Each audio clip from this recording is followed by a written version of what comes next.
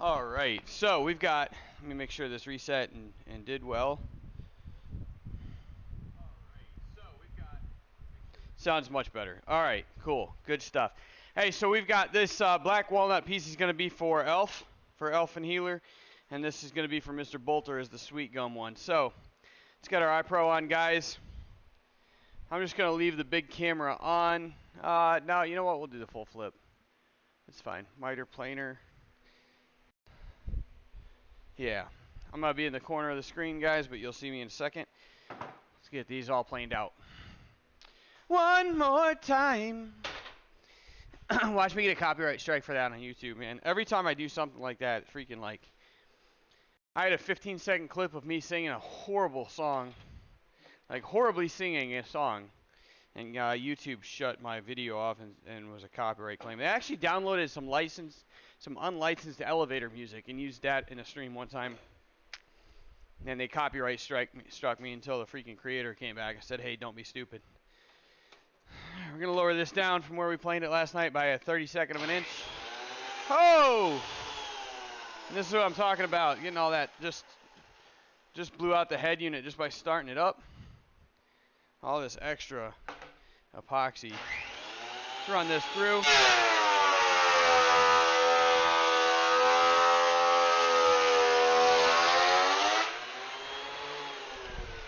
Worst part is Kitten said she can hear all this upstairs through because it's like her office is right above here. Now let's see if we got down to the bare wood. We did, with the one plane. That's awesome. That's right where I wanted to be. We got a little bit of some pitting, and we'll fix that with some CA glue.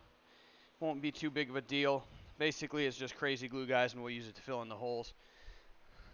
Elf! What's up, buddy? Hey, so since you're here, and I just planed the top off of your just finished taking the excess walnut off. So this is obviously raw wood, so you can imagine what that's going to look like oiled, bud. Yeah, we've thought about it. We just need to get to it. It's been all in stages, right? So, and there we go. I'll actually tilt this so the light's not reflecting right back at the camera and it's not glaring. So, yeah. All right, so we're going to run back to the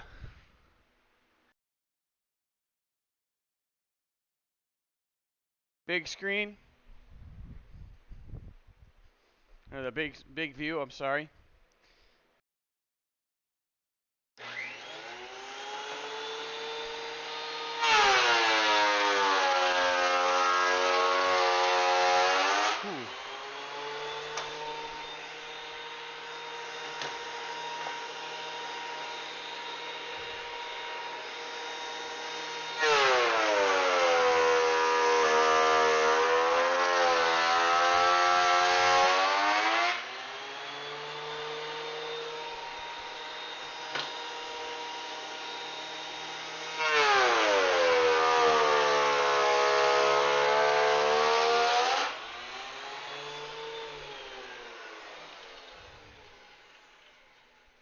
You ever tried to plane epoxy, bro?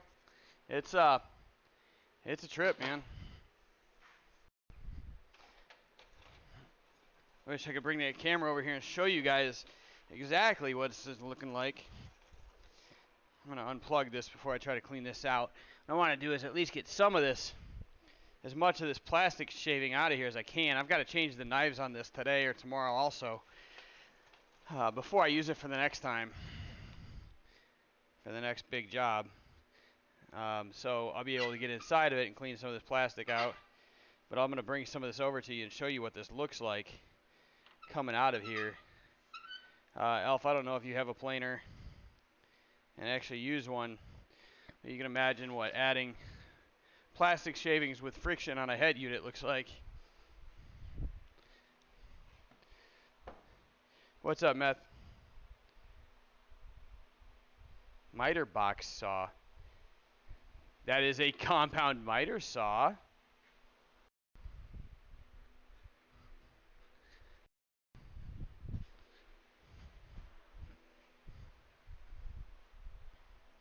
So that's what plastic shavings in the heat of a head unit and a freaking planer look like. We're just gonna do this with a brush. Mm-hmm.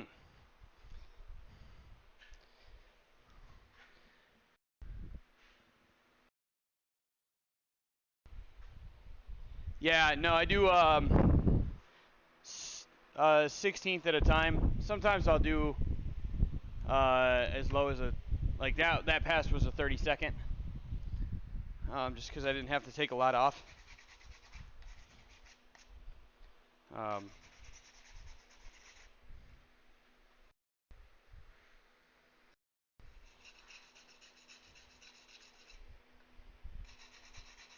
oh, I didn't change the cam. Sorry, bro.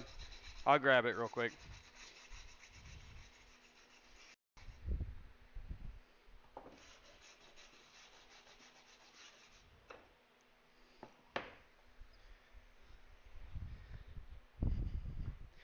Yeah, I haven't had a problem doing about the same amount.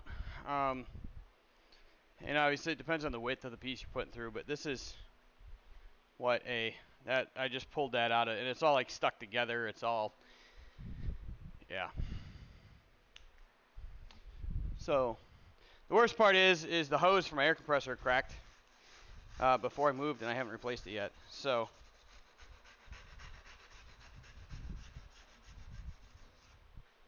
I really don't like the way some of that is still, that bottom layer of epoxy is pitted in there a little bit. So we'll probably pass it one more time.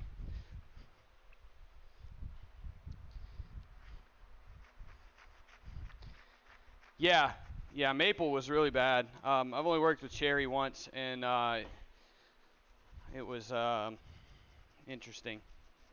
So,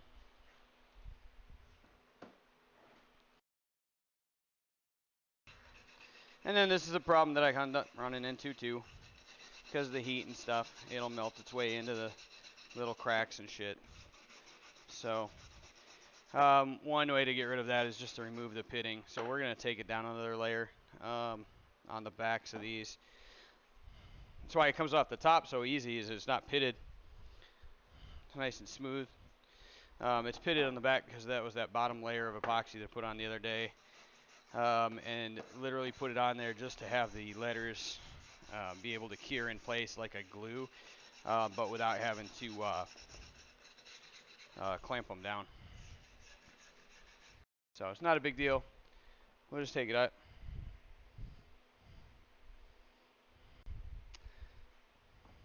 I did some, I'm not sure what species of maple it actually was, but I had a spalted slab down here that I used for a table inset, and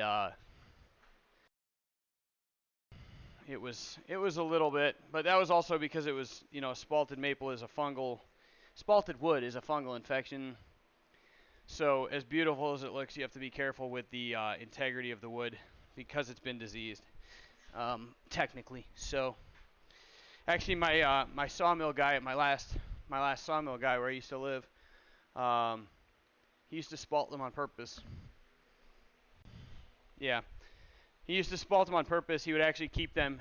He had a special spot at his mill, and he would actually wet them down and allow the fungus to grow. Right? Because first of all, everybody wants it. I mean, between the two, it's more beautiful, and also because he could charge more for the spalted species.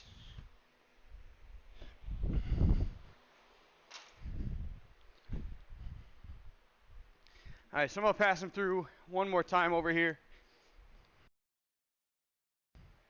just to get a little bit the last of that epoxy off the back, and so we've got a uniform product. The epoxy is where it should be, the wood is where it should be, and there won't be any bleed over.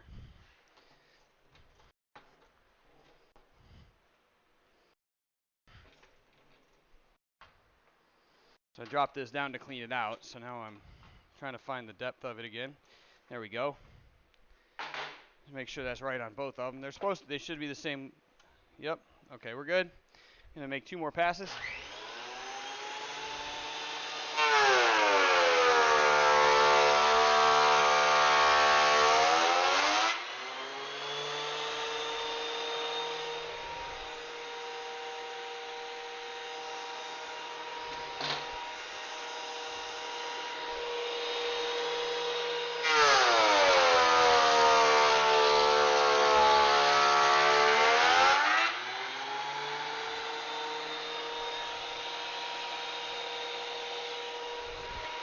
Bring it down to 32nd one more time.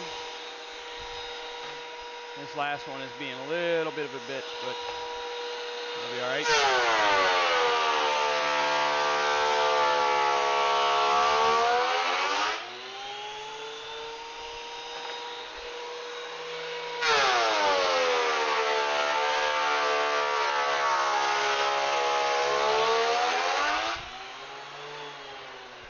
And we'll be good. We'll get all that excess off of there. Just gonna clean this out real quick. You guys can look at the pretty shit.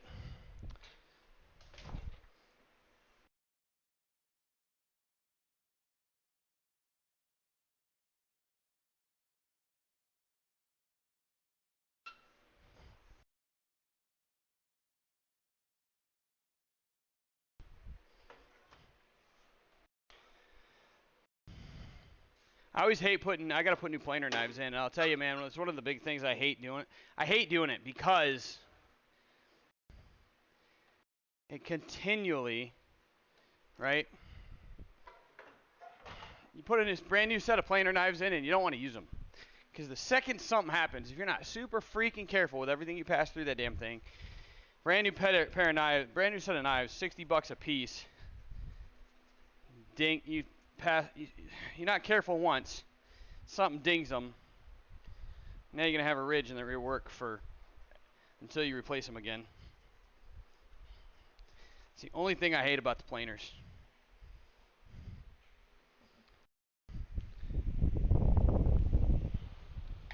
So I'm trying to get good. And I've done some practice. I'm trying to get good at actually hand planing wood. And I've got a couple really nice ones that I'm working on getting good with. And I've got one that I'm refurbishing. I've got a 1950s. They're double-sided because when I do the legs and the actual stand and stuff for the back, I wanted the wood to be able to use for the glue and stuff. Because wood glue doesn't stick to epoxy, it sticks to wood. My other option is to use epoxy to put them together. But the thing about using epoxy to glue something like this, one thing I've learned about it is the fact that because epoxy's cure time is so long, that's longer that the piece has to hold together. They are double-sided, yeah, so I switch them. Like here, actually, I've got a new set right here I've got to switch out. So, are these in a container in here? I don't want to open them yet if they're not, but yeah, they've got a container in here. I'll show you. What? So, I don't know which model you've got. I use the DeWalt, the 734. It's the 12.5-inch single speed planer. I swear I've got a trash can, guys. I'm starting to get my shop all the extra shit.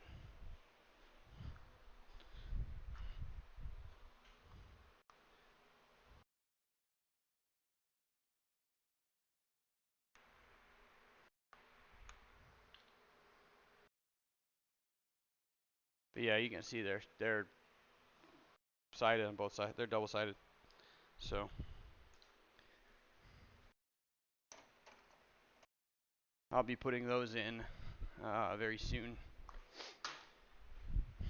The ones that are in there aren't bad, but there are a couple dings in them, which have resulted in just a little, like on some of the bigger stuff that I'm doing.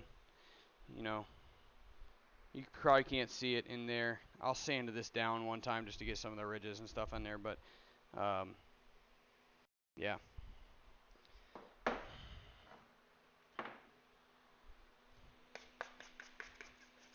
I did not realize how much it sucks not having an air compressor until my hose went out and I can't use mine yet.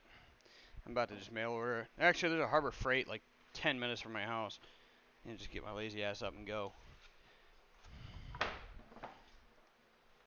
I don't like leaving the house, guys. It's funny how shit in your life will change the way you change your outlook on everything. I haven't wanted to leave the house much in the last couple of years. Finally getting back into the out on a regular basis. But some days I still just don't want to.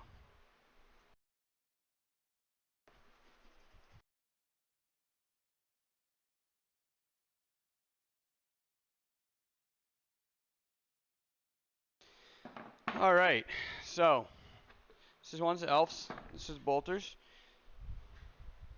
The Bauer, yeah.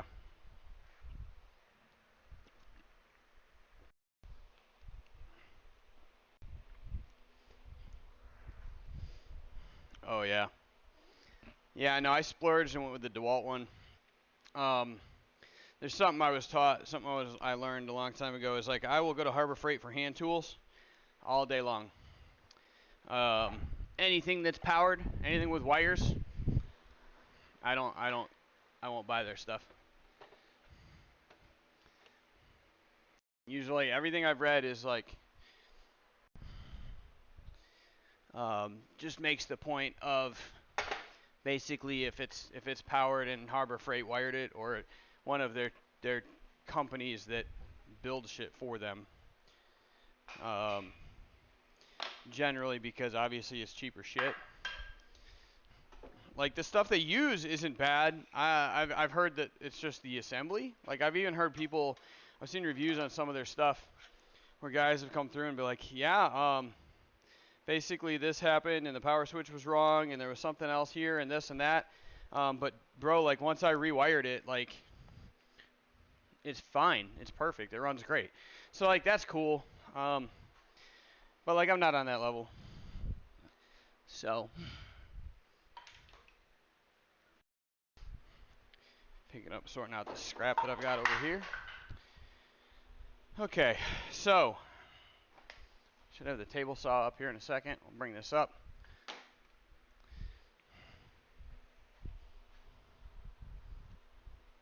Oh, Chicago Electric's horrible, man.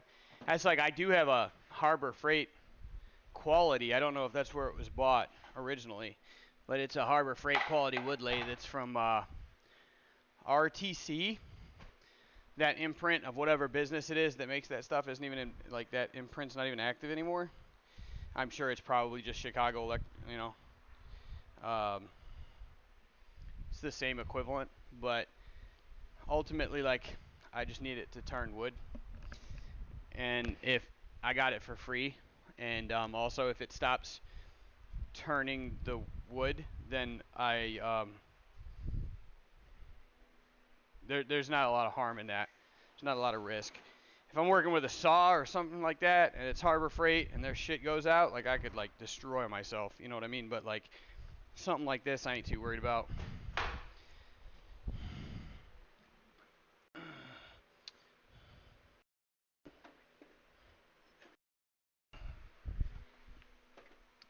Oh.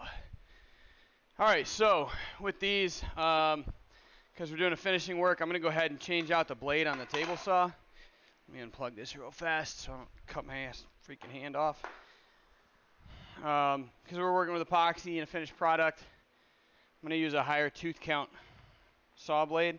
It's actually a finishing blade from Diablo. It's I forget, it's like a 84T or something like that. I forget how many teeth are on this one.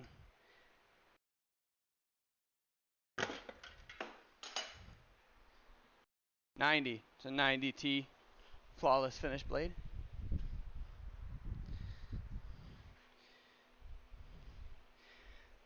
That's good. I'm glad that that's turned out. I always stuck by the whole deal about like Harbor Freight does guarantees all their shit for returns because they just know it's so bad that you're gonna need a new one pretty soon. But that was more of a anecdotal point for me to be able to laugh at than anything I actually based it on. So while we're in here, I'm gonna clean out. I got a couple shims and stuff that cut off the last couple pieces we were working, so I'm gonna go ahead and clean those shims out too. And then I like to keep those around. Veneers, stir sticks, stuff like that. Some people probably wouldn't. I grew up poor, so I save everything. Not on like a hoarder status, just if this can be used later, I'll do it.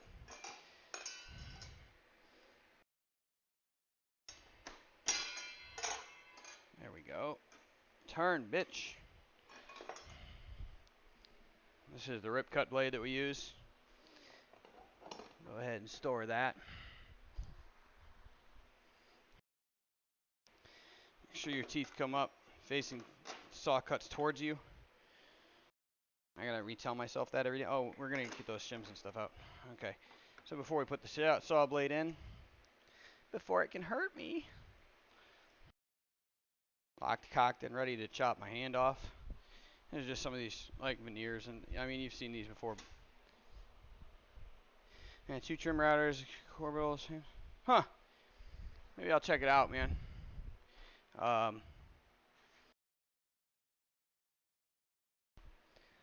The big stuff I generally, as a rule, like to splurge on, and actually, not to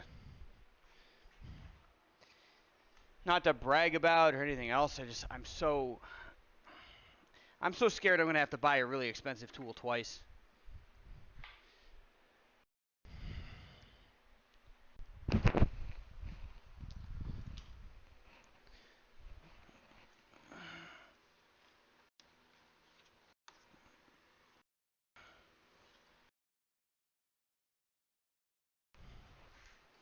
What do you think about the workshop setup, man?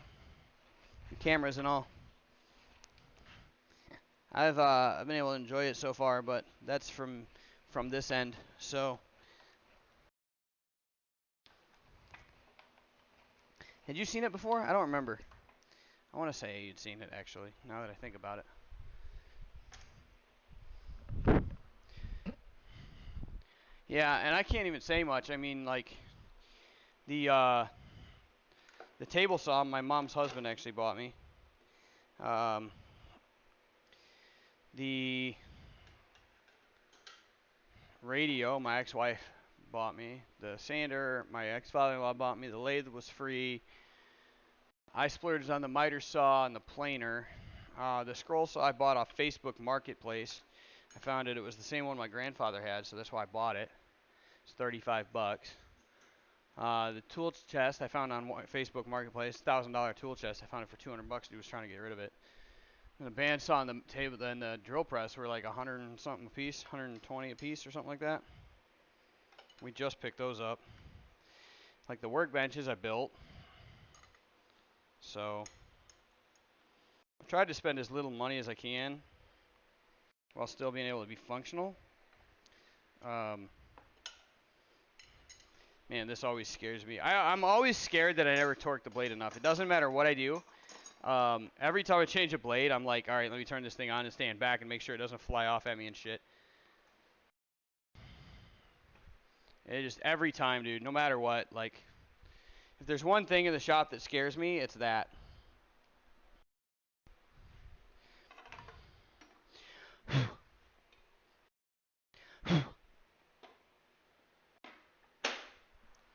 All right, you know what? We're just gonna order a new hose right now.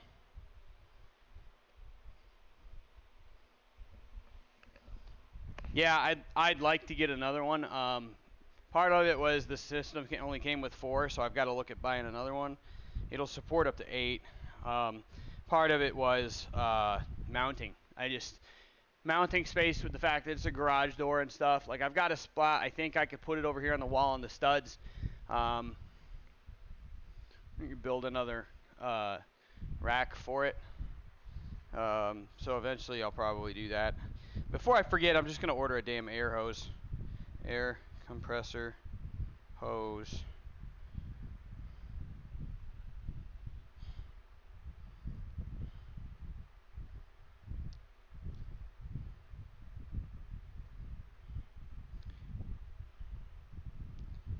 Prime Fit Deluxe air compressor hose with recoil spring hose shit blah blah blah blah blah. With fittings. I don't have to mount the fittings. Woo!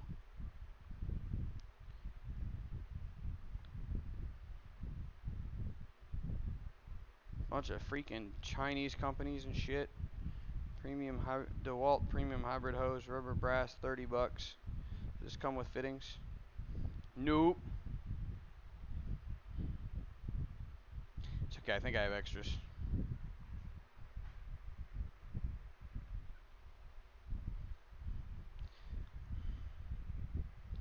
I love that miter saw, man.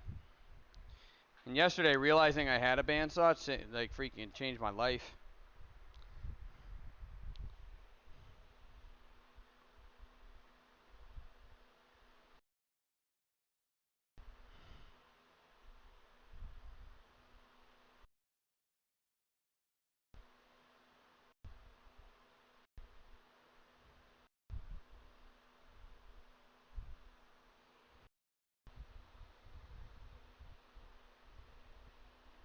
Damn, I just want the fittings as much as the damn saw, guy.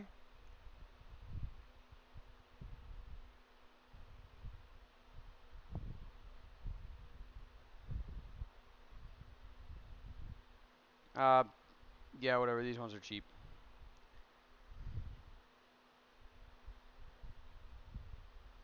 There we go. Yay, ordered. Luckily, I had a bunch of money on Amazon.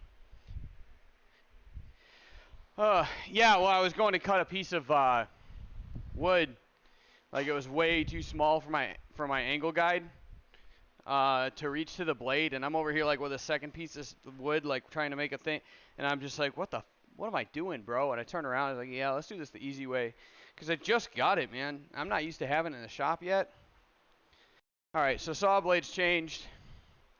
What we're gonna do, I'll pull this square out here real quick. I'm just gonna go ahead and mark this off. What I want it, so because of the way it's at in the mold and stuff, it's got some a little bit of different angle to it as far as the epoxy in the top and the actual lettering. So we're just gonna make sure that we got a straight line running all the way across. It's nice and even on the letters.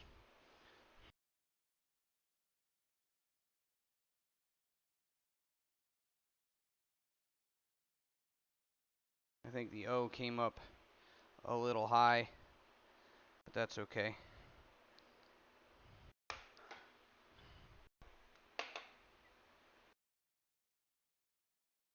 We definitely need to create a new square for this. And I've had to do this with all of them. It's just a thing. It happens. So we'll go ahead, angle guide out, create that parallel angle on the saw blade. Line that up nice and pretty right there. Bring the angle guide to the piece.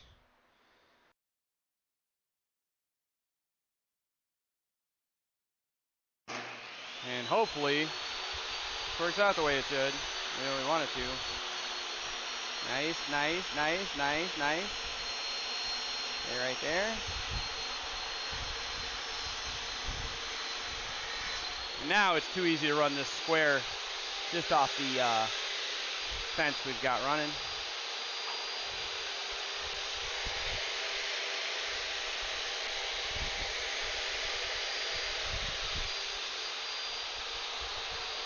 It'll be covered in plastic when this is all done.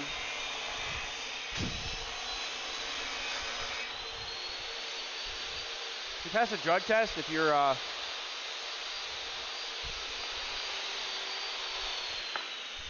got plastic in your blood.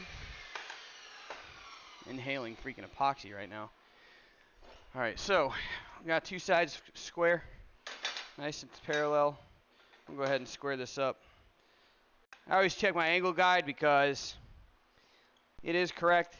It is at 0, but the day that it's not and something happens will be the day that I don't check. And it'll decide to be a little wonky, and then I'll be off. And it'll be like the one day I'm doing like a super expensive piece.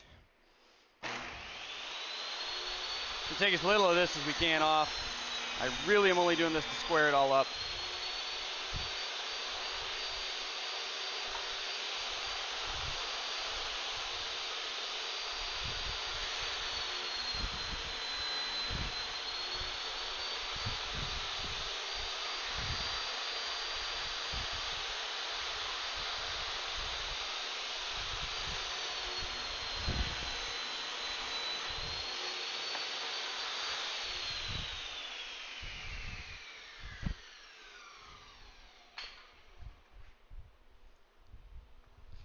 They're not, and I've learned to go very, very little at a time.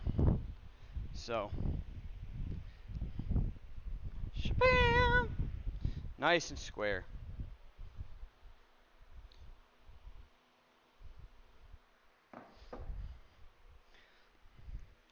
I do need to do, though, some of this caulking, which I will not do this again, at least not the way that I did it this time. Go ahead and get this out of here. Set just a little in the corner. Once this rips out, it'll just be character on the piece. It's not going to have any structural impact.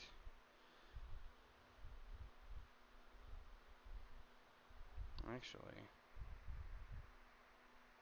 stand by.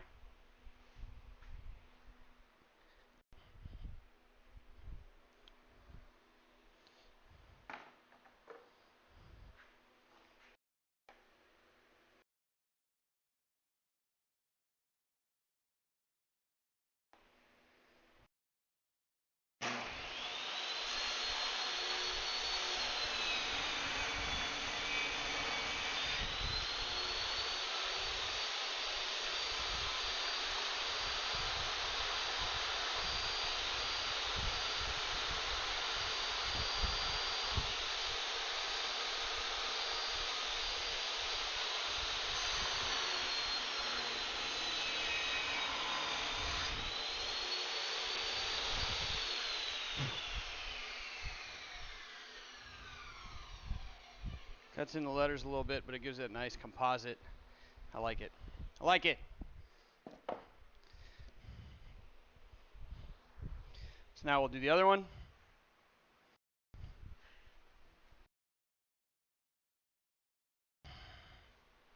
What we'll do is we'll take, before we oil it, do the finish and stuff, we'll just make sure that everything, all the plastic that we can get cleaned up is cleaned up. We'll turn the fan off so there's nothing circulating and blowing around. Yeah, I've learned to just go really, really slow trying to get those straight lines, man, and being extra, extra careful.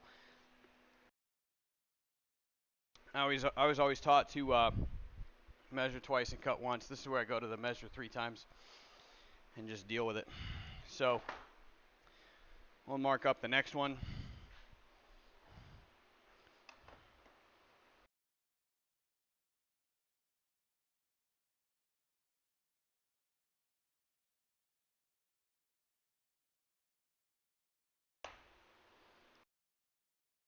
You know, I was thinking, since Bolt gets all the recognition for all this, because he did start everything up and all that stuff, I told him I was going to send him a piece.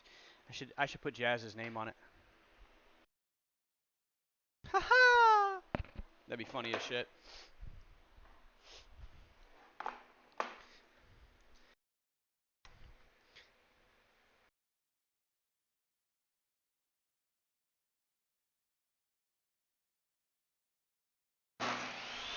Here, Bolt, I sent you something. Christmas present for your girlfriend. You can give it to her. Tell her you got it for her.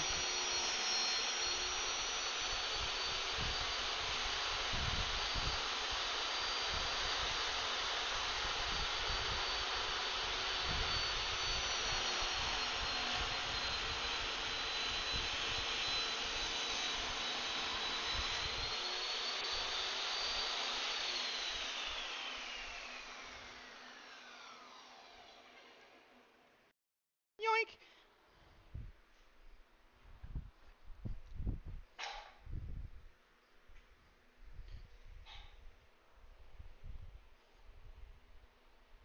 Yeah, I know.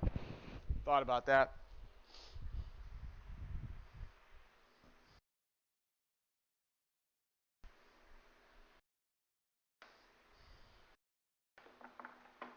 I think she doesn't get enough for supporting you. So here you go. You got her a present.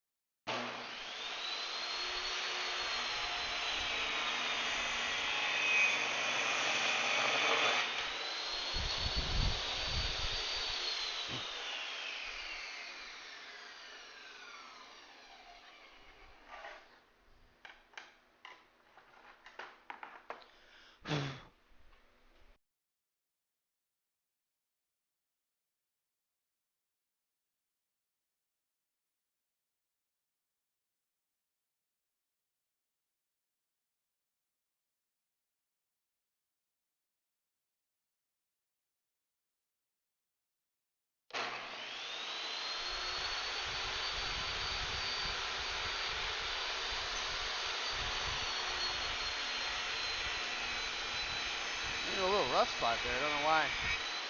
That was weird.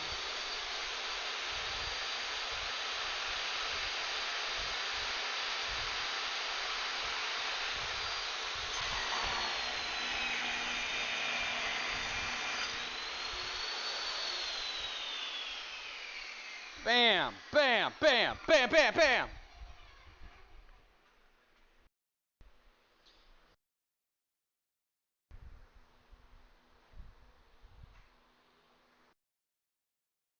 Shapoopy. Boom. You sure you want the walnut one, right? All right.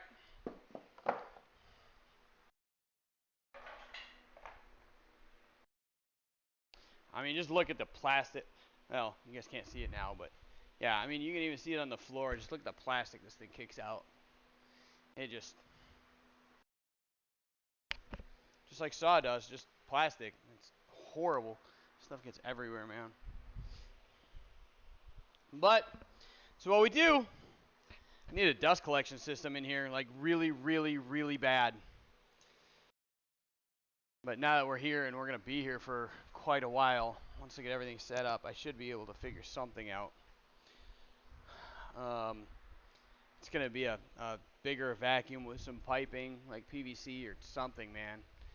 I've seen them done with like a giant, like 100-gallon vacuum with like PVC wastegating, all the PVC piping all the way around, like wooden wastegates built and stuff. Dude had it on point, man. So it does, dude. It's horrible.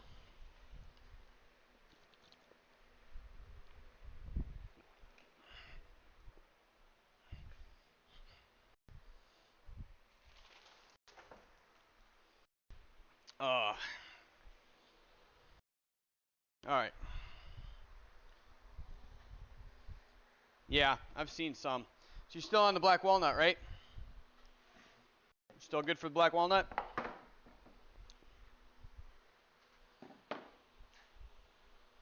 Yeah, it does. I actually, on my router table, I wired my router table when I built it to plug into a wall and then ran extension cord cable into a switch, run it to an outlet, so I had a switched outlet, and for some reason something happened and the freaking switch doesn't work. Like, it doesn't get... I've pulled it apart and I can't figure out why. I think the switch went bad because, like, it just always gets power now. The switch doesn't work. So means I can use it, and I had the vacuum underneath the table with the hose coming up behind the fence. Like, that's actually what this was. If you, I think that's on camera. But, all right, so these are the pieces I started to cut out for you yesterday. So that's the contrast in the wood.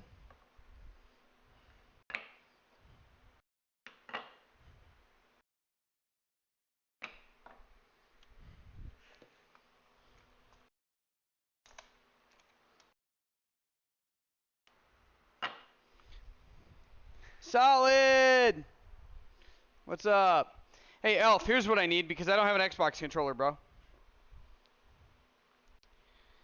I need the Method grabbed it for me yesterday. He kind of abouted it. Can you double check? Laying down on the table with a tape measure. Would you say, Method? It was like 2.5 inches from the, like, if the controller's laying down, I need the height of the thumbstick. Method, I think, said it was 2.5 yesterday. Can you double check that for me? Just because I just want to make sure, it's not that I don't trust you, it's that I'm going to remeasure everything before I do anything. And I'm also going to just lose my sanding block that I had. Just sitting here. Just had a freaking sanding block, just chilling.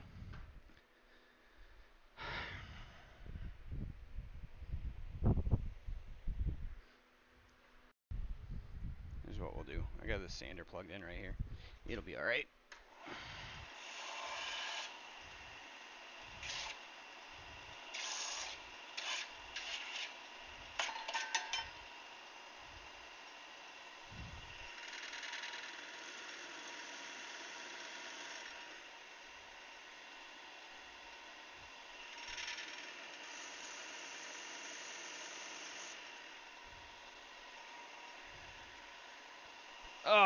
How you doing, Solid?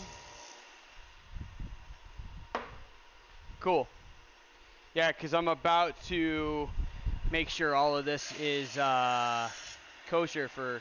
Because what I don't want to do, I winged it on arcades, and I think it was a little bigger than I wanted it to be, but I had to be careful because I didn't have an Xbox controller.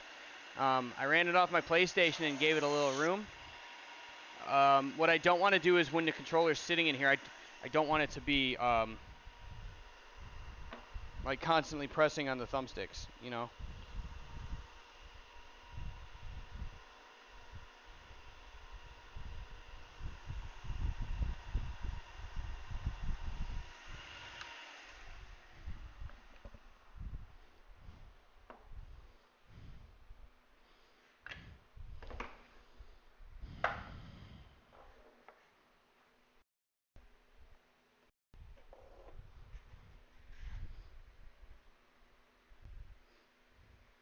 Now I've used epoxy to glue these in place before. I just went out and bought wood glue specifically for this. I'm just centering. I also need to make sure that the angle's right.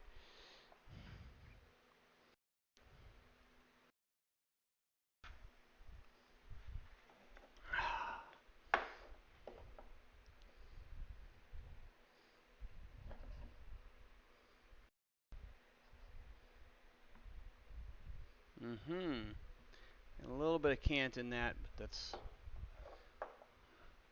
it'll work, but it's not quite right. So we're going to take it back over to the bandsaw after we straighten this line out. We're going to take actually we're going to do this on a sander. Yeah, I like it. This is a good pick, man. Luckily I had enough Sweetgum left to do the feet for both of them. Because that was the one thing I was going to be like, I like your idea, I don't have enough scrap. But I had just enough left over.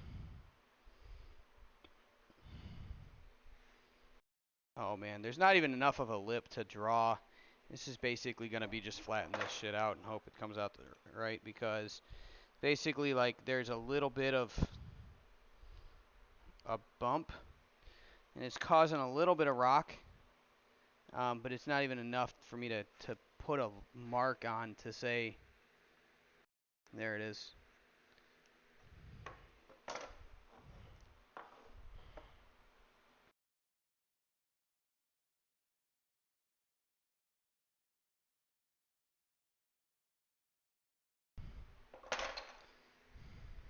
That's how much I need to take off in order to get it nice and even flat.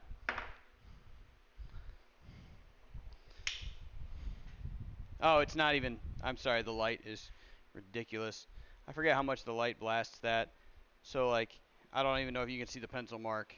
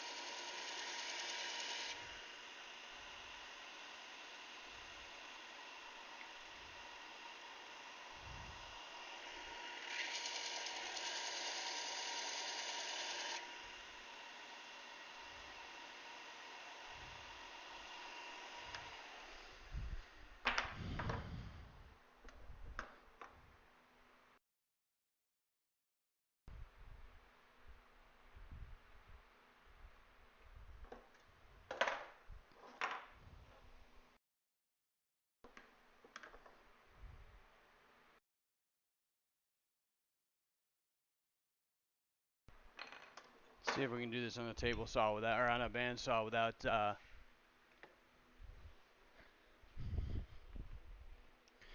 too much trouble.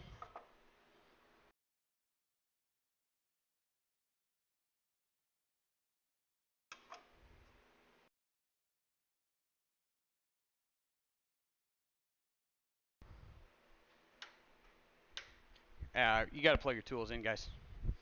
They will not work if you don't plug them in.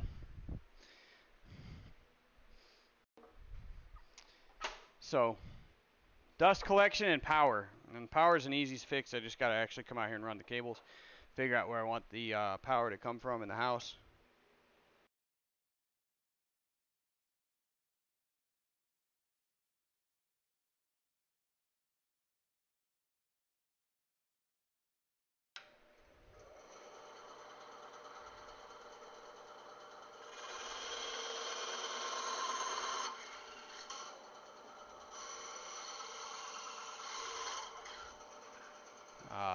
Damn it.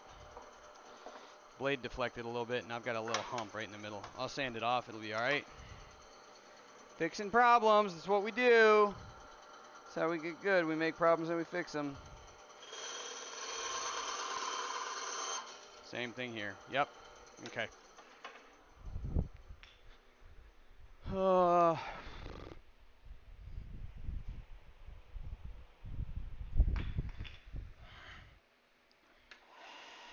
Because actually what we'll do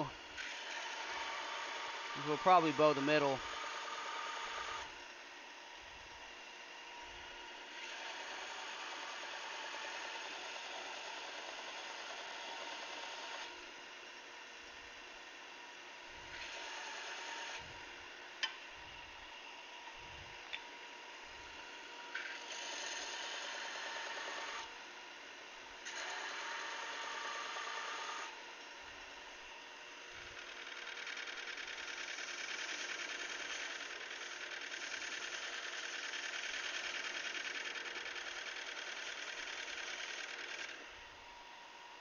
That'll help that sit a little flatter.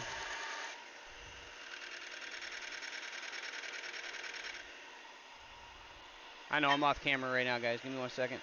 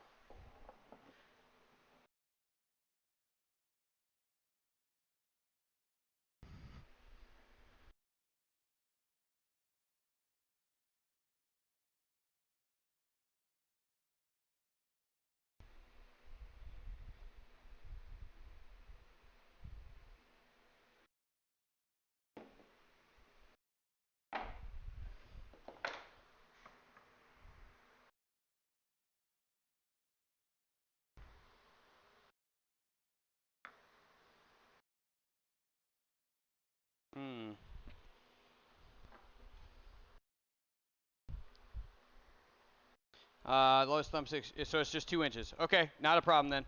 I just need to know how much clearance I need because I'm going to build the shelf for it, right? I'm right back here. So I just need to make sure I got, like, this is 2 inches then, which is actually more than I need. Got it. We're big money, dude.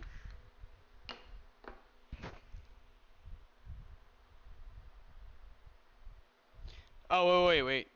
Okay, so it's if it's laying on the thumbstick's 2.5 inches high. Okay.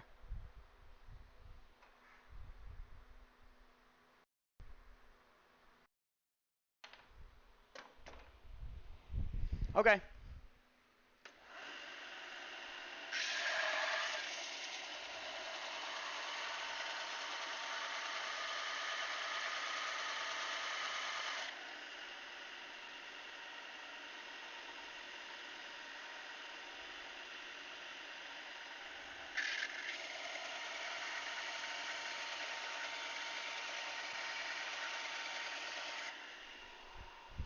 I got you. Too easy.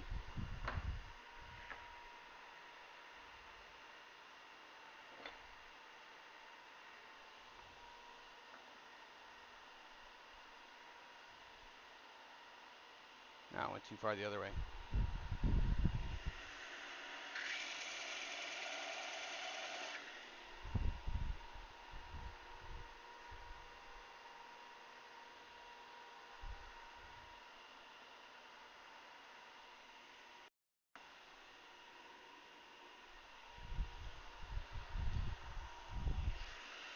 I have an actual solution for this. Oh, I've just been lazy. All right, let's see. Put the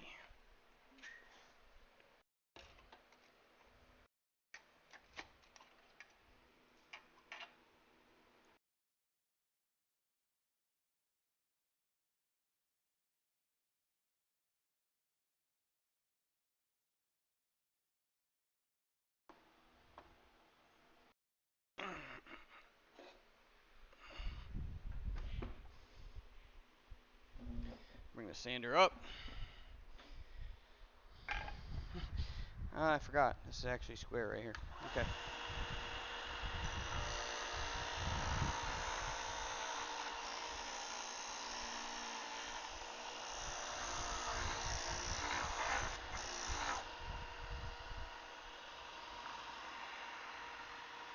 A little better.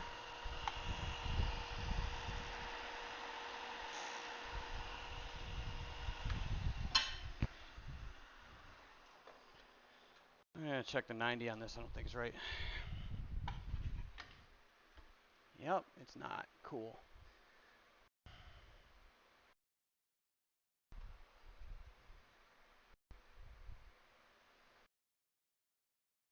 There we go.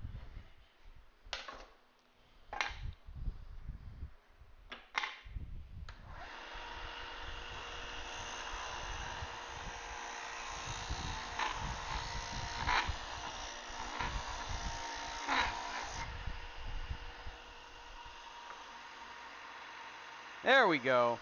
That's much more square. All right, let's fix the other one.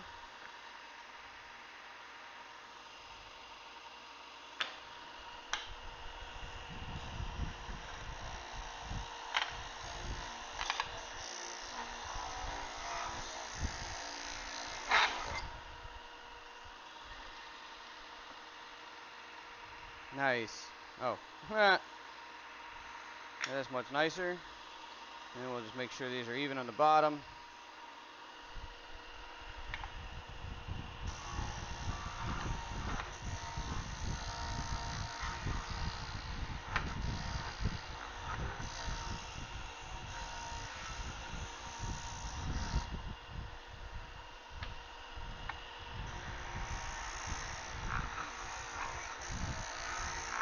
I've been trying to do this the hard way, which I usually end up making work.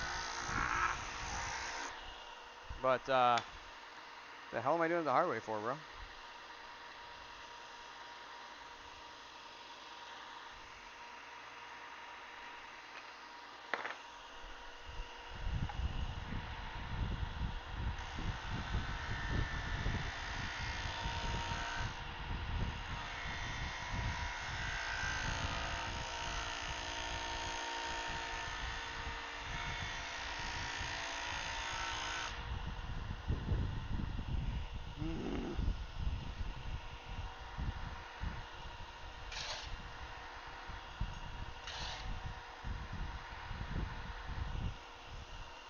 Should be right there. Perfect. Perfect, perfect, perfect. Okay. Now, just gonna rough that up with a bit of 100 grit.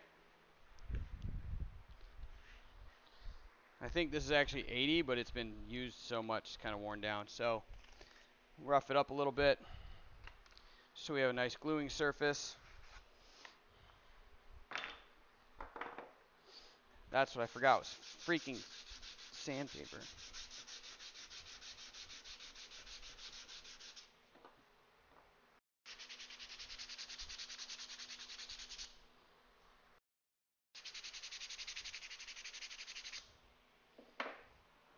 Do you have a dowel kit?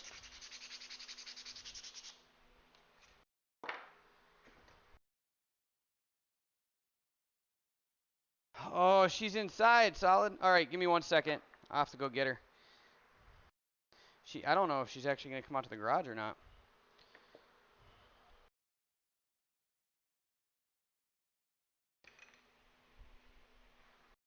All right, 1 sec. She just had a treat, too. You guys going to spoil her. 1 sec. We'll go get her.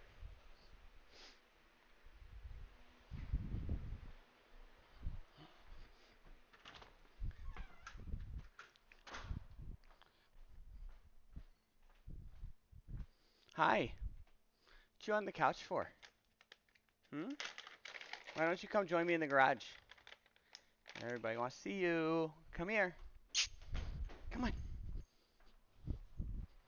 Come here. Come here. Come here, girl. Come here, girl. You're so good girl. Just wanted a treat? Do you want a treat? Would you? Oh, say hi. Say thank you, Solid. Is you a good girl? Yeah. Such a good girl. We got her these like sweet potato and ham, or chicken. They're like chicken bones. They're just bones made out of pressed chicken, and they're wrapped in like dried sweet potato. She absolutely loves them. Goes crazy for them.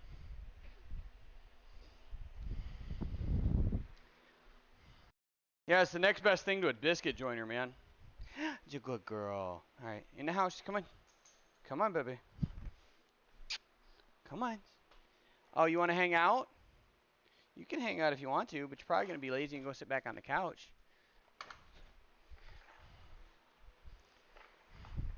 Absolutely love these things, man.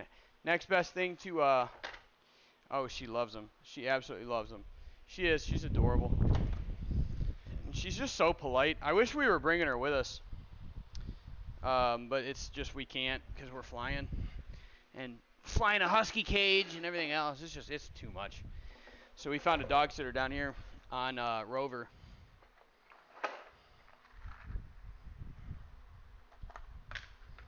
So what we'll do is we'll measure half the distance in the dowel, make sure that it's not going to go through. I really didn't think it was going to, but we're just going to make sure anyway. And then we're going to go ahead. I'm going to find our correct dowel pin marker. Maybe that one right there. I actually have the whole set. So next we got to go get the drill bit.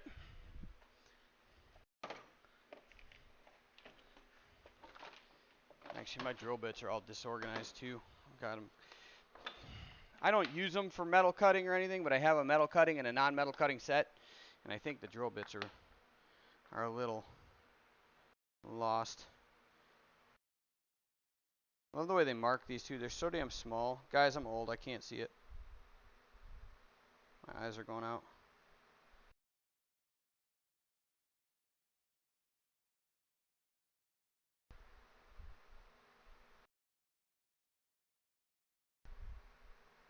/64ths, 15/64ths.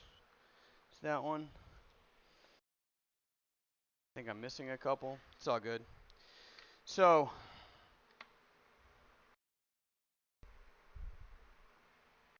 of course, the one I need is the one that's missing. Actually, that one will work.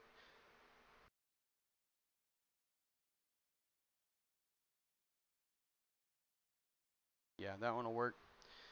Found our little drill bit collar that fits on that drill bit. Yeah, I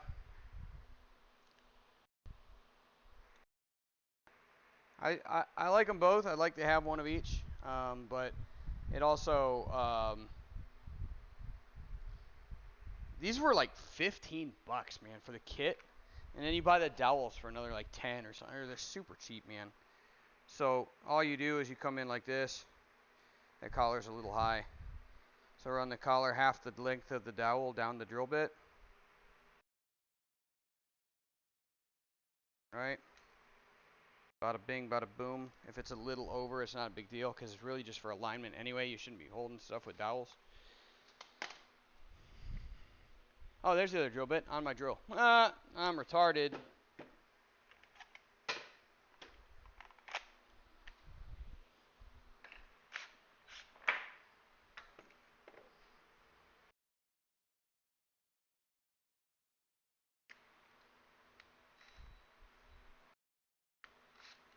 Because I don't put tools away the way I should. Yep, cool.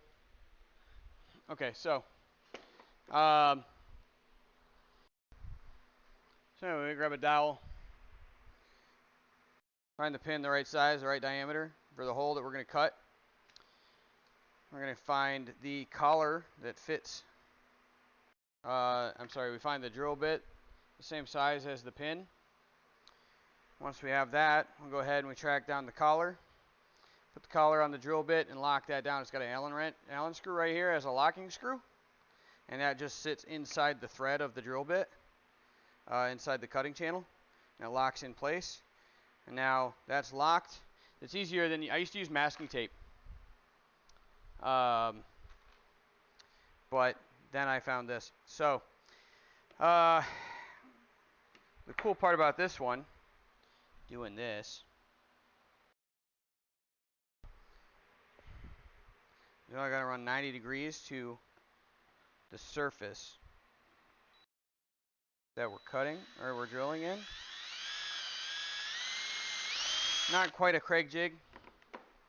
That's okay. So we drill that hole, drop that pin in the hole. It might actually be just a little too big. There's two in here that are like the same size, but one of them was more worn. There it is. There it is. So we got our pin installed where we drilled our dowel hole. Yeah.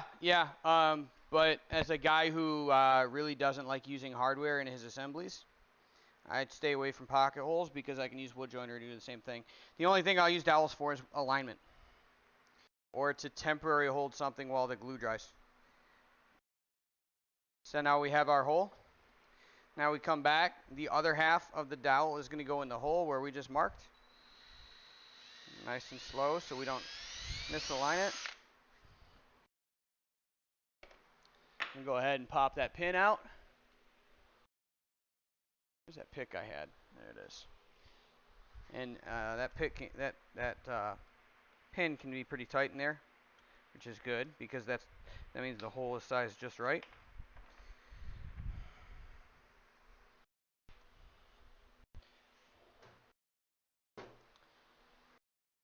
Just got new glue today. I'm all happy. New glue bottles. The last one I had was garbage.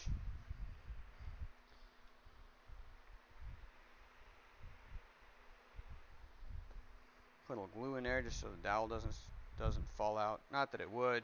It's a pretty tight hole anyway, but I'm a man of insurance policies when I'm doing builds. Get that in there. And go ahead. Yeah, majority of the time we want to we'll glue both surfaces, but because I don't fully have this aligned where this is going to be at on here, and honestly, double mating glue it's a little much. So I'll be able to glue, like to be able to take some residue off if it goes over. You guys see I'm in my gluing shorts today. I didn't wear my nice Lumber Daddy's pants. Yeah, I do this with the squeezy top. And then I keep the 1 gallon jug as just to refill it with. I actually just bought it today. I just restocked because I hadn't had glue in my garage in a while since we moved, because I didn't bring any chemicals with us because I didn't know how long it was going to be in storage and stuff. Drop that right down in there. Make sure it gets all the way. Surface has made it up.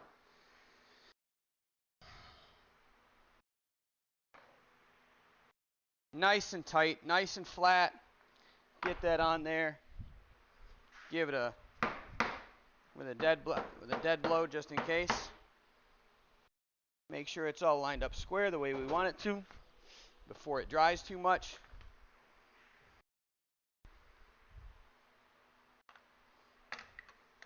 Make sure it's square.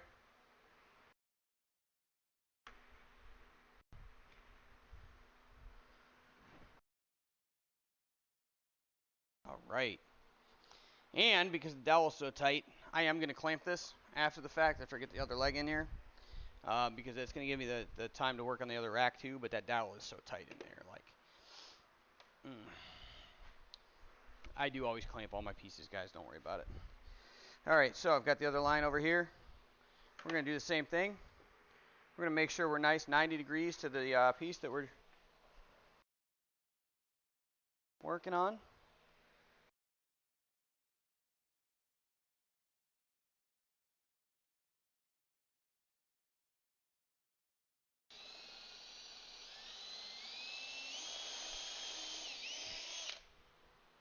We're off center a little bit. It won't matter too much. All it's there for is to hold it. Again. Oh, nope. Don't glue that yet. Dowel pin. Marking pin's got to go in the hole.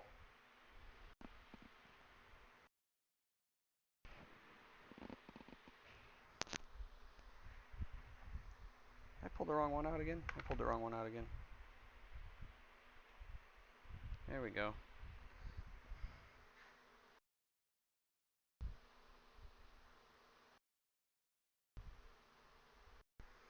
And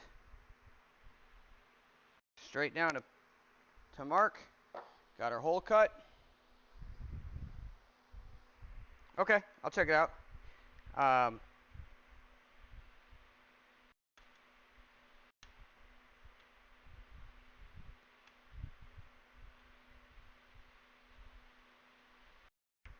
There we go. Got our pin out.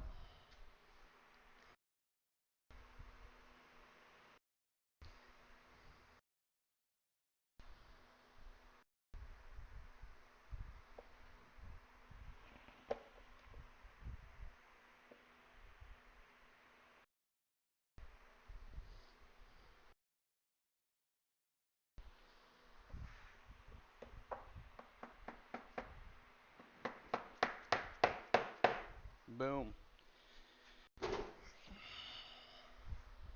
Violence solves everything, guys. If it didn't fix it, you didn't use enough.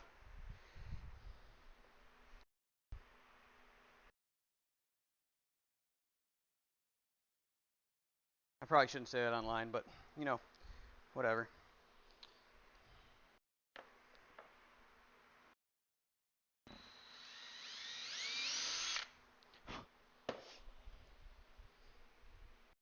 I'm retarded, so it happens. All right. Our last piece.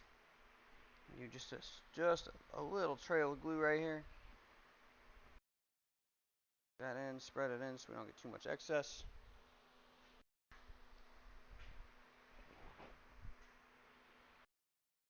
That down in there.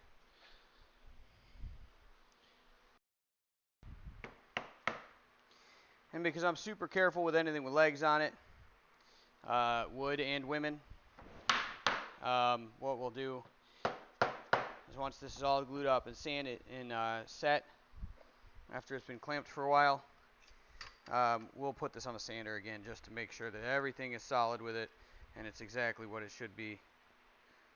Set up exactly how it should be.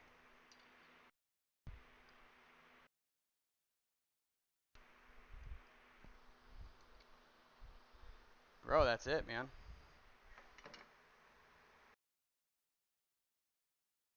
If it moves and it shouldn't, duct tape it. If it should and it doesn't, WD-40 it.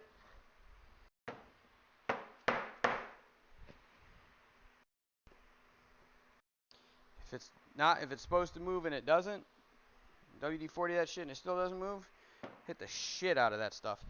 So, it's a little wobbly, but what we're going to do is we're going to throw it back on the sander as one piece anyway and make sure we 90 degree it. Yeah, I can see where the front lip right here is just a little bit, as much as we did that a few minutes ago. It's got a little bit sticking out. So we'll sand that off once this is all clamped up and is glued. The Titebond 2, we get about 2 hours till, they say working time 30 minutes, or, working time 30 minutes till it's actually cured. Clamping these is always interesting, by the way. So just try to put it right on the peak of the leg for the stand so it doesn't offset too much.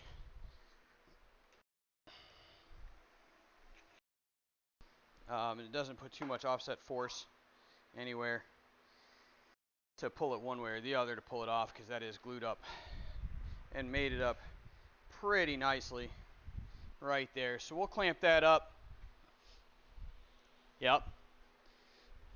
Exactly. And I don't play with electrical problems. I used to sell cars over electrical problems. Okay. So we'll go ahead. We're just going to set this aside. I'm going to put this over here, and then we're going to work on the nameplate for yours. So we're going to go ahead and put our, we're going to keep the collar on the drill bit, because we're going to need that again shortly. But right now, we're just going to go ahead and put the drill bits away. I'm going to put the doweling kit away for right now. Just because there's a lot of tiny pieces in this. Yeah, depending on what I'm doing, and I probably shouldn't say that, but it is, right? It depends on how much glue is on it, what you're doing, how big the surface is, how much that piece is going to be supporting how much weight, so how much stress is going to be on that piece.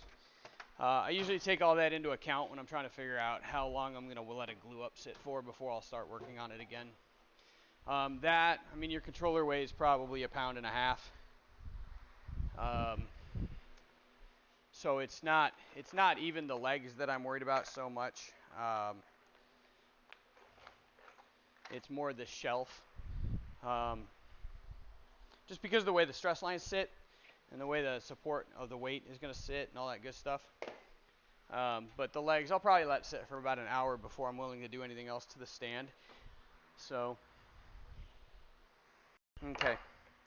So you said laying down,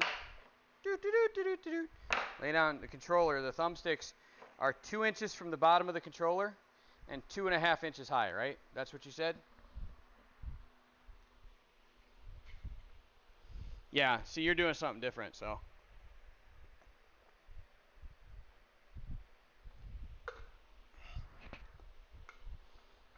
Okay.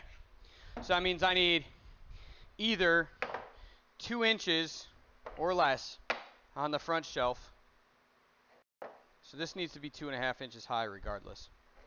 I'm sorry, the shelf needs to come out 2.5 inches regardless. Let's get a tape measure. That's 3. That is, look at that, it's 2.5.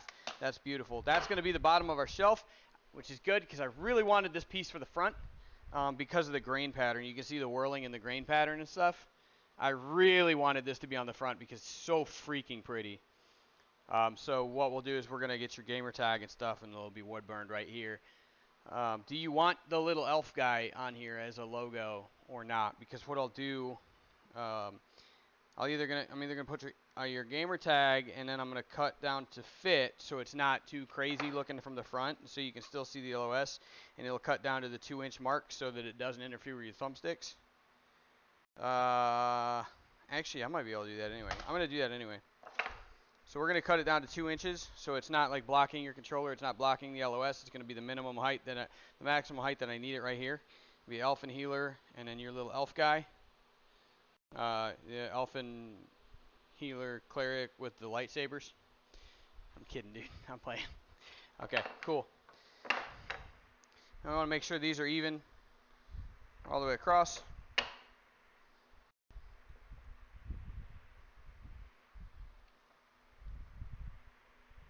That needs to get cut a little bit so it's square. There's an edge to that. A little marking pencil. Because I'll take this over to the bandsaw and rip this across. Just your name? Okay. I was just kidding, dude, about the lightsabers. I'm sorry. I'm not making fun of you. I just thought it was funny. I'm sorry. I'm an ass. Okay, so that'll come off right there. What I'm trying to avoid is this little divot in the wood here. I think I might actually work with that. I like it.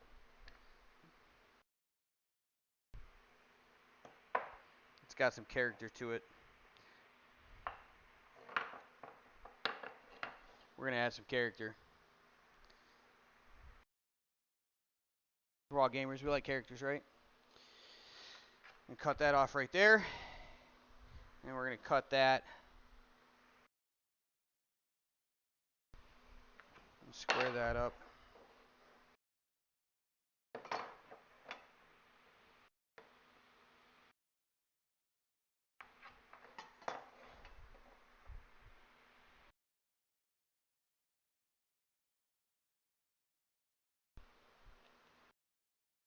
Okay.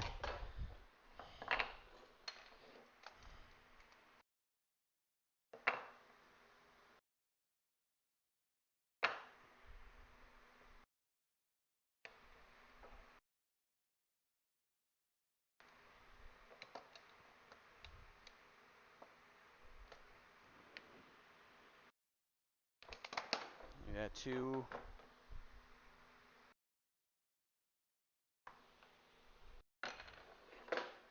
That's going to go on the table saw. We'll cut this one on the bandsaw. Give me 1 sec. Let's flip cameras because I always forget. Just put the ankle guide over here. Won't be able to get to it.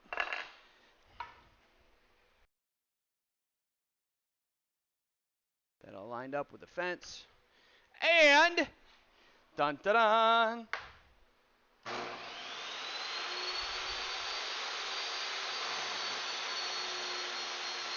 Oh shit! No, I'm just kidding. All donations to the channel will go towards buying Daddy a saw stop.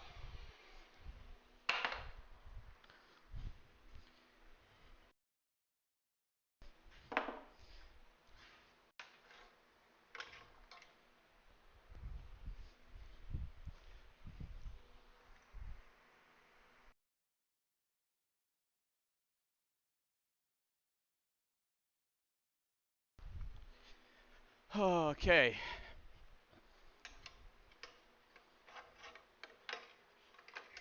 Dude, I want one so bad. Just to say I have one, not to like try to cut my fingers off, but I just want to go in and like teach shop class and like get the school to like buy a saw stop for a demonstration or buy a saw stop for the kids for insurance and all that other stuff so we could like get the program approved. But then like every semester just be like just to do a demonstration that it works, just to freak the kids out.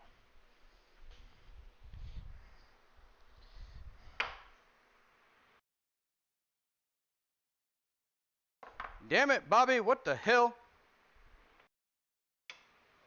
Ah, shit. I lined that up all kinds of crooked. That's okay. We can fix it. We can rebuild it. I squared it off the other piece of wood instead of just squaring it the way I should have. See if this thing's even long enough. That's what she said.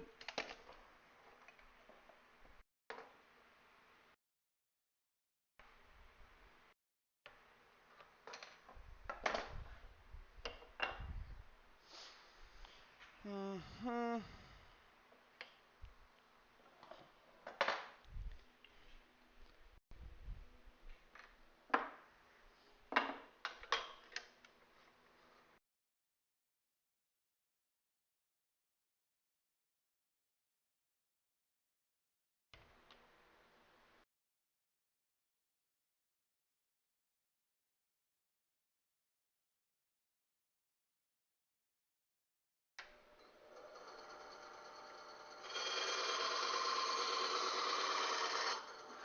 Oh, come on. I let that slide.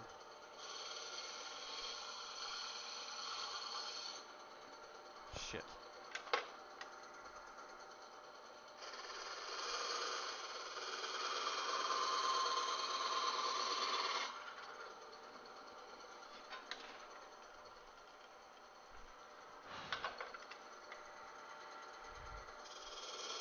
Got sweat in my eyes.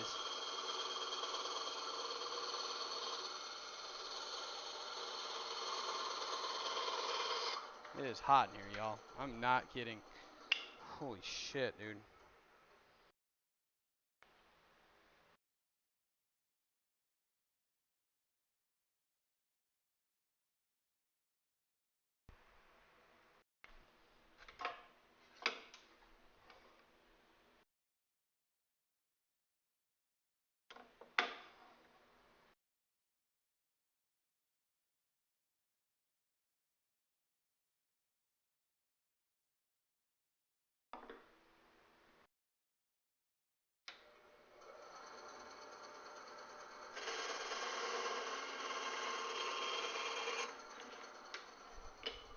Alright, that should be good. Danny, how are you, man? Welcome back to the channel. We're putting some finishing touches on this. We got show you the one I'm not working on right now. This is all set. So I got 2 of these. One's out of black walnut. That's the other one. It's black walnut. So last one standing, like I showed you yesterday. And I got the legs put on the other one. The feet are already attached to the back. Those are glued up. I'm waiting right now. And then all we're doing today with this is we are putting a shelf on the front. And this is a Xbox controller stand of my own design. How's your day going?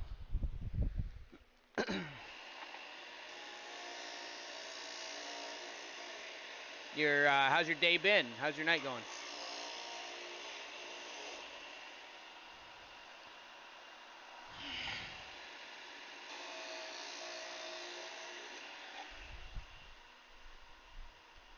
Oh.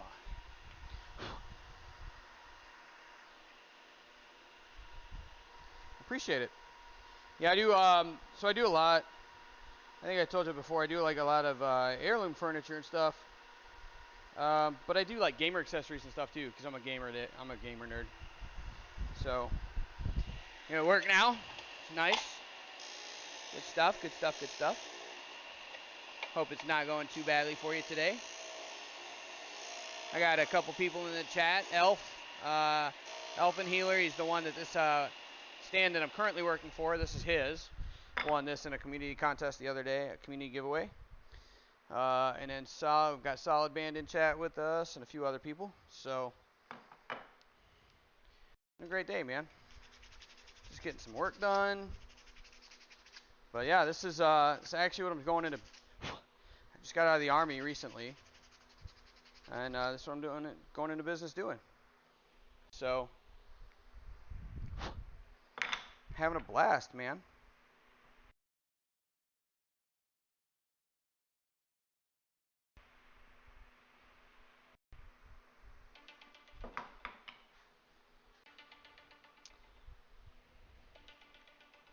So,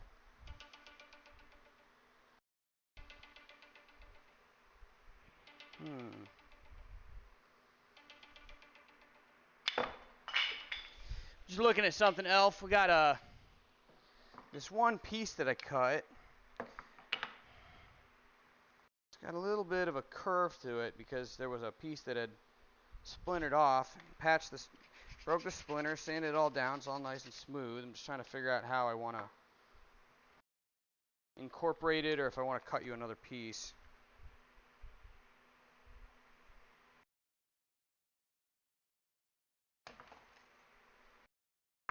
Might hide it in the back, honestly.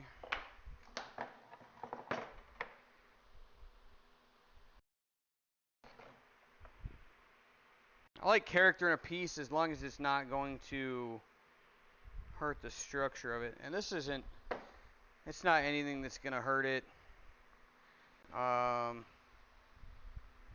Ultimately, it should be fine, dude. So, since that front piece is on the front, the bottom could be smaller than 2.5. Yeah, I see what you mean. Right, because then actually the thumbstick would be 2 inches up from that. We've actually got 5/8 to play with there because of the way because it swung down. So that's only, you said the thumbsticks are 2 inches in? Bro, I can cut that piece right off. We'll just cut that off because we're only going to lose, yeah, we'll lose a 1/4 inch. It'll work. Okay, give me 1 sec. We'll cut that right off and it should be great. Should do just fine. Ooh, I got a nice square block of Sweetgum right there to use.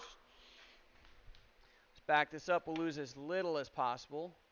We'll incorporate that little divot into what's there in the saw kerf as it is. Let's get this thing spinning.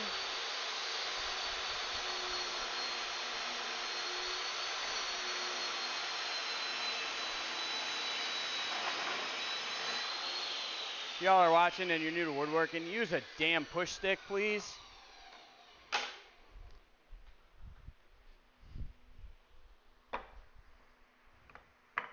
Done. Done. Nice and square and mates up perfect. Look at that. Beautiful. Beautiful. I like wood.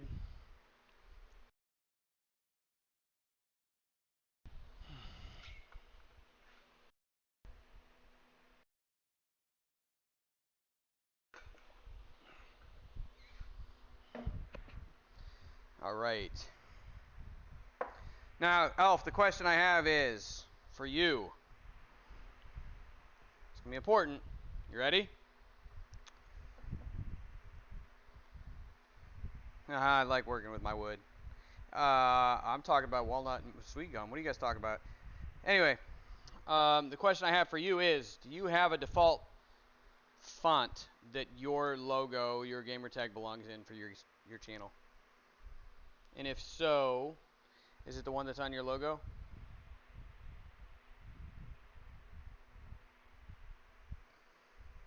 Because I'm going to trace it and get your gamer tag on the front here. Look how beautiful that grain is, guys. Absolutely amazing. I'm going to sand this pencil mark off right here.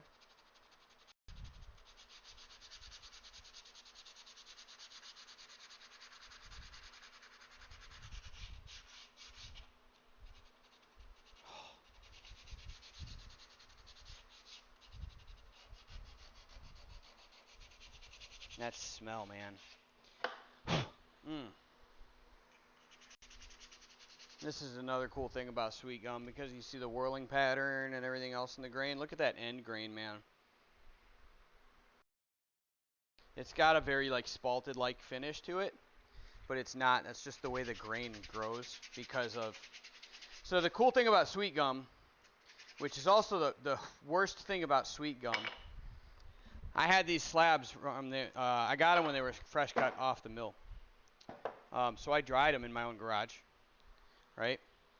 And which is great. I put several 100 pounds of wood on top of like one or two slabs. I think it was one slab of sweet gum. It was like 12 feet long.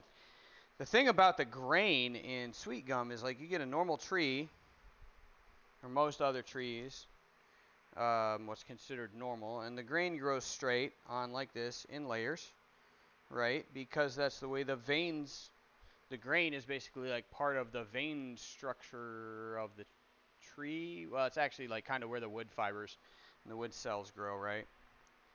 So not necessarily the tubules and stuff that it uses for transport, but it's the wood cells, the wood fibers. The fibers are actually the living cells of the wooden tree. Normal trees grow normally striated like muscle tissue in a human, right? Sweet gum does this, and then this, and then this, and then this, and then this, and it does this, and then it does. So as wood dries, and those fibers contract, in a normal piece of wood, you might get some shrinkage. You might lose a little bit of width as they wither and dry and grow together. They'll contract together. Sweet gum does this. So there's part of the reason it's for the prices of that wood and stuff like that. It's really hard to get to dry straight, right? So actually, like I was very, very tempted to bolt it to the studs in my garage to dry it, but I was afraid it would warp the studs. Even though with this house sitting on it, I didn't think that was a really good idea. So I just let it dry with like 600 pounds on it, and luckily I only got warping in about 3 feet at the end, and I was able to use that for smaller pieces, so the differential of the warp curve wasn't so drastic. But that's also why you get all these really cool grain patterns in this wood. And you see this is all growing this way on this side, this way, and it starts to curve like it normally, like you get curves in wood grain and stuff. But you flip it over and it's going this way, this way, this way, this way. It's really awesome. That's why it's so beautiful. That's why it's so random. So, and you can even see it like here. So these letters came out of a contiguous piece of wood. The grains aren't perfect because they were cut and then the letters overlap, so they were brought in a little bit.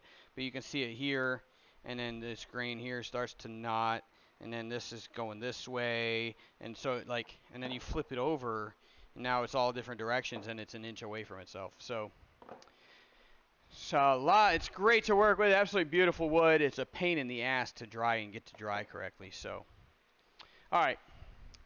So,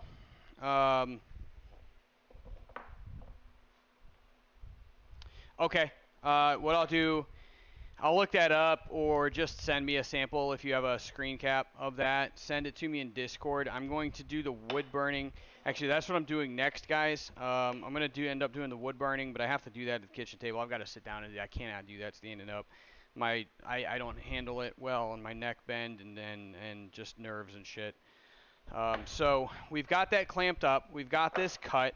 What we're going to do, our next stage, so we have a black walnut base with Sweetgum legs, right? And these are all clamped up. But what we're going to do is I'm going to go ahead and wood burn this with Elf's gamer tag on it.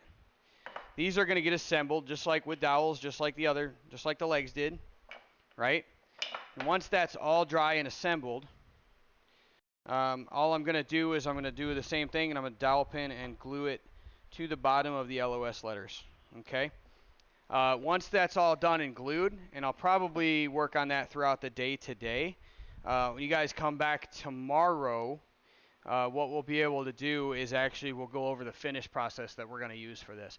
And it's going to absolutely blow you away because it's freaking amazing finish. So, Elf, this is the stuff I'm going to use. I'll show you in the can. I haven't opened this can yet. This is a new can. This is, how much is in this one? This is 350 milliliters, okay? So this is a 12-ounce can total between the oil and the hardener. This is the only oil I know of that actually cures to a hard finish. If you use mineral oil or teak oil or tung oil or any of those, they don't actually harden. They protect, they guard. That's the same reason why you have to protect your, retreat your food grade products. This is not food grade. You can't, I'm sure you could use it because it hardens. I still wouldn't use it for food grade product. So I would stick with mineral oil, tung oil, or any of those finishing oils that Legacy Woodworks actually uses. You can talk to Elf and chat about that. But Elf, this is from a company called Rubio, and I think they're out in Oregon is where I ordered it from. This is an oil coat that actually, when you put the hardener in it, it actually will cure and will harden. It'll harden without the hardener, but it takes like 2 weeks. I'll put this in, and it'll harden over the next 3 days. So this it's a 350 milliliter can when you add the hardener to it. 2 of these came in a kit. It was $120 freaking for 2 cans of this. You'll see why. But they actually tell you use as little of this as possible. So we'll put a little on and we'll spread it around and we'll buff it out. And before we actually buff it out, when we spread it around, all the excess is going to go back in the can because you can reuse it. So we'll put this on, and it will. You literally put it on, spread it around, and then we just buff it in. If you want to see a really, really good example of this, Elf, stream and overlay pick. Okay, that's great, because all I need to be able to do is print it out so I can trace it. I'll size it and trace it, and then wood burn it.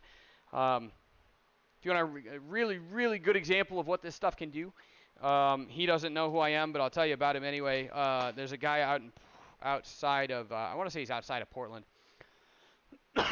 His name is Cam, and he does Blacktail Studios. If you look on YouTube and you check out Blacktail Studios, his work is amazing, and this is what he treats most of his tables and hardwood with. At least it was for a while. He may have found something new. But he got me onto this stuff, and I absolutely love the way this turns out. If you guys get on the Instagram page, you go on Instagram and you check out, there's 2 pieces that there's actually one. There's only 1 piece on the Instagram page that I had treated with this so far, and that if you go look at the waterfall, the waterfall writing desk, that is solid magnolia and epoxy, and all I did was sand that to 220 and finish it with this. It is absolutely beautiful. It's probably one of the nicest pieces I've ever done as far as finish. As long as you get this consistent over the top before you scrape it all off and buff it in, this is some of the nicest finish I've ever used, and it dries hard. It is a beautiful finish, but you guys got to check this out. All right, guys. Hey, so listen up. I appreciate everybody coming by. Danny, thanks for coming by from the UK again. I appreciate you swinging through at night. Man, it's nice to have you. I'm going to be back here again tomorrow, the same day, same time. We're going to do the treatment on Elf's stand after we finish getting it assembled, and we'll be working on bolters. His is the identical one made completely out of Sweetgum. There's going to be an extra little 2 or 3 things we're going to do on his. So his is going to look a little different because it's going to be custom for one other thing. We're going to add something to it. And then that's it. So hey guys, I appreciate you coming by the workshop. Until tomorrow, yeah, y'all be good. Daddy's watching. We'll be on stream tonight with Apex about 6 p.m. So tune on in. I'll see you then. Thanks.